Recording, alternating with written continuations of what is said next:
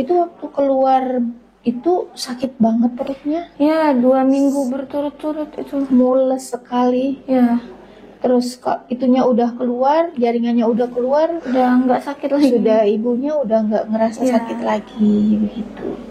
Ya saya nggak berani memastikan bahwa itu ada kehamilan, karena ketika saya tanya ibu,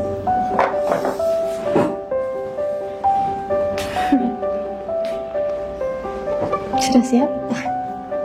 Halo teman-teman, bertemu dengan saya Bidantri, dan hari ini saya bersama dengan Mbak Nanda.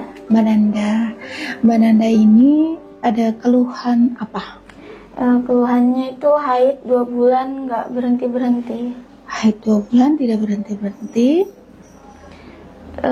Terus pakai KB tapi udah nggak pakai lagi. Nggak pakai lagi. Terakhir KB di bulan 8. Di bulan yang harusnya 8. suntik bulan 9, cuman saya nggak suntik. Karena haid. Enggak, emang jadi mau nggak lepas suntik aja. sampai dengan sekarang. Ya.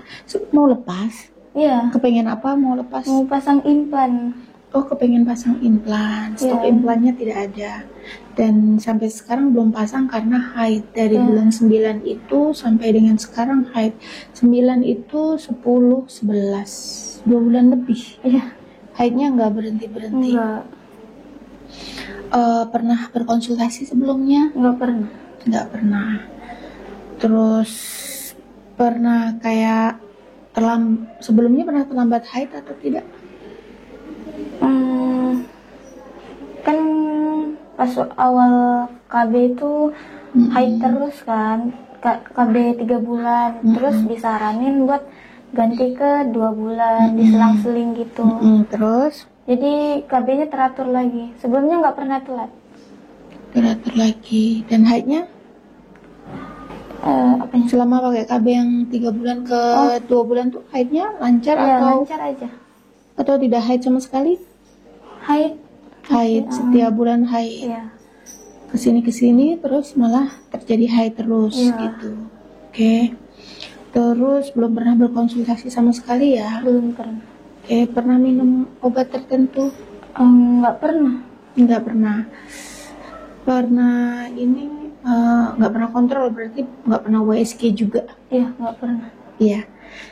Maaf, boleh ditanya apakah haidnya itu setiap hari haid atau hanya flek-flek saja, atau hari ini ada besok tidak ada, hari ini ada atau besok tidak ada? Boleh diceritakan?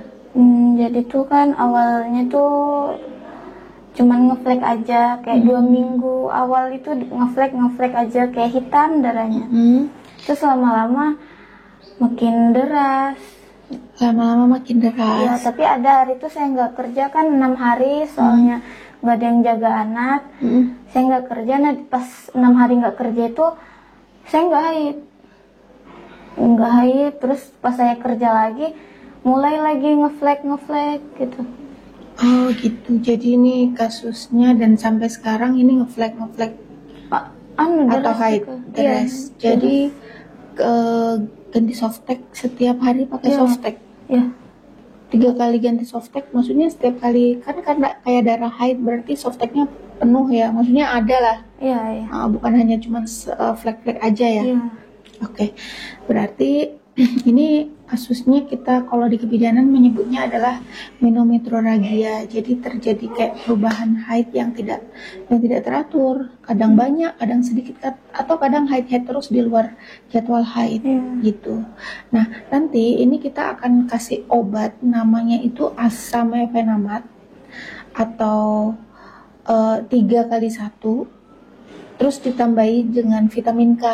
Atau kalau vitamin K nggak ada berarti kasih asam tranexamat ya, sama aja sih sebenarnya, kurang lebih aja, sama-sama mengandung vitamin K. Nanti akan diminum selama 3 hari. 3 hari sampai dengan 4 hari, saya kasih 4 hari nanti. Kalau nanti tidak ada perubahan, disarankan untuk USG. Ya, karena nanti dokter akan menentukan apakah ini sumber perdarahannya apa, atau karena faktor hormon saja, atau karena ada yang kalau kami di medis itu namanya DUB. Jadi perdarahan yang tidak bisa diberhenti gitu. Jadi itu biasanya, maaf, saya pernah mengalami itu juga di tahun 2011 yang haid sampai dengan 2 bulan. Sudah dikasih terapi asam mefenamat dan asam tranexamat, tapi tidak tetap berhenti gitu. Ternyata ada sumber titik di mana itu perdarahannya nggak bisa stop dan itu harus dikuret. Gitu. Jadi ada, menurut tubuh rahim mungkin itu ada hal yang asing di situ yang sehingga darah itu ngedorong untuk melepaskan itu gitu, sehingga bukan benda asing ya, mungkin ada sesuatu yang tidak bisa diterima oleh tubuh. Nah itu biasanya dikuret. Gitu. Waktu itu saya kuretnya cuman 1 hari sih. Hari itu juga saya masuk, hari itu juga saya keluar gitu. Jadi selang kuret gitu. Kuretnya itu kebetulan aku kuretnya bias total ya waktu itu. Jadi dikuret itu terus nggak sadar, bangun, katanya ibu kalau nanti 10 menit sudah ibu sudah ngerasa nyaman, ibu boleh pulang. Dan hari itu juga aku pulang dan alhamdulillah nggak ngerasa apa-apa gitu. Karena sebagian orang kalau berpikir dikuret itu kan biasanya karena faktor keguguran. Saya mikir gitu. Ya, karena ibunya udah pernah ngerasa keguguran ya? Iya, di bulan 6. Di bulan 6 pernah ngerasa keguguran. Ya, ada ininya, fotonya boleh kita lihatkan ya. Nanti boleh dikirim fotonya ya biar kita lihatkan ya. Gitu ya, seperti ini ya. Kata ibunya itu nyebutnya dia kayak embrio gitu. Ya, ibunya menyebutnya ini apakah ini embrio ya Bu ya gitu. Nah, saya nggak tahu ya ini apakah ini embrio atau bukan karena nggak lihat dengan jelas. Dan ini kan foto zoomnya juga kurang nampak ya. Cuman memang ini kayak jaringan ya memang ya, kayak jaringan gitu. Jadi ini nanti sebaiknya gitu. Apakah sumber haidnya terus itu adalah sisa dari ini atau karena memang ada yang lain? Nanti ibu USG, tapi nanti kita coba dulu dengan obat. Tapi meskipun nanti ibu kita kasih terapi obat yang tadi saya sebutkan asam mefenamat dan asam tranexamat, tapi ibu berhenti haid gitu, tetap saya sarankan untuk USG. Iya, siapa tahu maaf itunya yang tadi ibu anggap bahwa itu adalah keguguran, itu ada sisa jaringan di situ yang membuat tubuh itu ini harus dilepaskan sehingga sehingga darah itu kayak keluar terus untuk berusaha melepaskan sisa jaringan tersebut. Itu cukup bisa dipahami ya. Dan kalau memang harus kuret tidak usah takut. Maaf, jaminannya masih aktif? Enggak aktif. Nanti kalau yang seperti ini kan tidak urgent ya, jadi nanti bisa diaktifkan dulu, nanti bisa ngambil rujukan dari sini. Karena kalau zaman saya dulu itu kuret itu biayanya itu sekitar 5 juta ya waktu itu. Tapi bisa pakai jaminan? Kalau bisa pakai BPJS diaktifkan dulu bisa nanti. Kalau dulu itu zaman dulu ya 5 juta. Sekarang mungkin 7 juta ke atas kali. Iya, sama perawatannya. Tapi kalau kayak BPJS itu kan kayak tetap harus dirawat dulu karena memang harus dipasang infus dan lain-lain gitu. Kalau pakai BPJS pemerintah gitu bisa kan? Bisa. Aktif masih? Enggak, bisa diurus ke ini kan, ke kelurahan. Tapi katanya harus ada rujukan dari sini dulu. Oh gitu. Iya. Tapi nanti kita coba obatnya ini dulu ya. Nanti kalau nggak ada perubahan, baru nanti kita proses. Boleh ya. Terus sekarang kita kembali ke jaringan tadi ya yang keluar. Maaf, pada saat ibunya buang air kecil ada keluar jaringan yang tadi ya. Nah itu ibunya kan menganggap bahwa itu adalah kehamilan. Ya, kehamilan. Itu apakah ibu pada saat itu dalam kondisi suntik KB? Iya, pas suntik KB. Jadi saya nggak tahu kalau itu hamil. Suntik KB-nya telat-telat atau tidak? Enggak. Sesuai jadwal. Ya, sesuai jadwal. Gitu. Dan ada kehamilan, ada yang menurut ibu itu adalah kehamilan. Itu waktu keluar itu sakit banget perutnya? Ya, 2 minggu berturut-turut itu. Mules sekali. Ya. Terus itunya udah keluar, jaringannya udah keluar, udah nggak sakit lagi. Sudah ibunya udah nggak ngerasa sakit lagi begitu. Ya, saya nggak berani memastikan bahwa itu ada kehamilan, karena ketika saya tanya ibunya apakah ibu sempat PP tes, ibunya nggak PP tes, hanya ngerasa bahwa itu adalah Iya. jaringan yang keluar dari kehamilannya dia gitu. Iya. Iya. Oke. Nah, nanti kita lihat hasilnya setelah ibu USG ya, setelah kita kasih terapi ini. Nanti ibu USG. Kalau USG kan juga tidak dijamin BPJS. Nah, ibu tinggalnya maaf di mana? Di kilo 32. Di 32 nanti bisa ibu USG di situ di Bidan Hera ya. Ya. Di Bidan Hera itu biayanya sekitar 150. Ya. Tahu ya di tempat Bidan Hera ya? Ya, tahu. Iya, tapi kayaknya kalau nggak salah dia jadwalnya hari Minggu saja. Cuman hari Minggu adanya. Iya. Gimana ibu? Ada yang mau ditanyakan? Enggak, cukup Nggak ada. paham.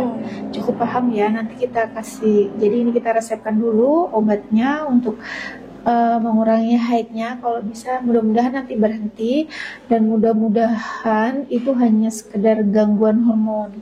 Kalau nanti itu sekedar gangguan hormon, nanti kita bisa terapi sebenarnya dengan pil KB ya, atau suntik KB 1 bulan. Kalau itu hanya sekedar gangguan hormon, tapi kalau itu sisa jaringan yang ibu anggap itu adalah kehamilan itu tadi, memang mau tidak mau disarankan sebaiknya dikuret. Gitu. Jadi meskipun nanti kita kasih obat dan tetap berhenti haidnya itu, kalau tidak ada riwayat keluar jaringan tadi tuh sebenarnya dikasih obat, udah kita akan terapi hormon pakai pil KB atau pakai dengan suntik KB 1 bulan. Tapi kalau misalnya karena itu tadi ada keluar jaringan tadi itu, kita khawatir itu adalah sisa jaringannya sehingga menyebabkan ibunya haidnya terus, dan memang sebaiknya dikuret. Ya. Karena biasanya tidak bisa berhenti kalau tidak dikuret. Dan kan kondisinya kualitas hidup ibu kan jadi menurun ya. Maaf nih, benar banget. lemes. Lemas kalau kerja itu. Ya, aktivitas apapun jadi kayak ya namanya lemes ya. Iya, Takutnya jatuh di tahap anemia. Gitu kan, kalau anemia kasihan ibunya juga belum siap hamil. Iya. Ya, rencana kapan hamilnya? Nanti 2 tahun lagi kali ya. 2 tahun lagi, berarti nanti KB-nya harus diperketat. Ya. KB-nya harus konsultasi karena sudah pernah mengalami masa seperti ini, berarti harus menentukan KB yang paling tepat nanti. Oke, ibu, saya simpen nomor WA saya. Kalau ada apa-apa ibu segera konsultasi. Sebaiknya sih konsultasinya di puskesmas ini, janjian kita, daripada via WA itu kadang nggak fokus karena banyak WA masuk ya. Tapi kalau ibu datang ke sini, bu saya mau konsultasi, itu akan lebih baik. Cuman kalau ibu nggak ada waktu ya boleh nanti via WA, karena ibunya udah 2 bulan haid dan baru konsultasi sekarang. Suaminya tidak merasa, maksudnya kok haid terus gitu. Nah, itu makanya saya pergi periksa.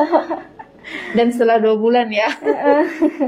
Itu sangat terlambat sekali untuk konsultasi sebenarnya, tapi nggak apa-apa, tidak ada kata terlambat. Mudah-mudahan ini nanti sembuh ya. Amin. Oke, sehat-sehat dah gitu. Terima kasih teman-teman, mudah-mudahan ini bisa bermanfaat ya buat teman-teman. Boleh kasih salam terbaik Mbak? Assalamualaikum. Assalamualaikum.